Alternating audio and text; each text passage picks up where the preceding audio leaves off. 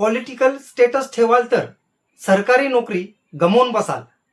सरकारी नोकरदारांनी राजकीय तटस्थता राखणे बंधनकारक. नोकरदारांनी हे बंधन पाळले नाही तर होऊ शकते निलंबन. निवडणुकीच्या काळात सोशल मीडियावर राजकीय स्टेटस, पोस्ट, रील्स शेअर करणे शासकीय कर्मचाऱ्यांना महागात पडू शकते. आचारसंहिता लागू असताना सरकारी सेवकांनी राजकीय तटस्थता राखणे बंधनकारक आहे. थेट किंवा अप्रत्यक्ष प्रचार केल्यास कठोर कारवाई होते. त्यामध्ये निलंबन ते नोकरी जाणेपर्यंतची शिक्षा होऊ शकते. त्यामुळे सरकारी कर्मचाऱ्यांनी राजकीय तटस्थता राखणे गरजेचे आहे. निवडणुकीत अनेक शासकीय कर्मचारी साहेबांचे समर्थक किंवा भाऊबंधांचे प्रचारक बनताना दिसतात.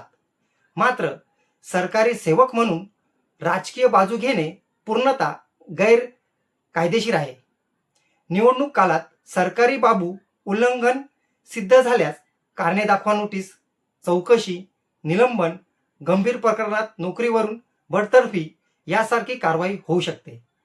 तसेच प्रत्यक्ष अप्रत्यक्ष प्रचाराला बंदी व फक्त व्यासपीठावर उभे राहणंच नाही तर like, share, comment, status, DP बदलणे हे सुद्धा अप्रत्यक्ष प्रचार मानले जाते.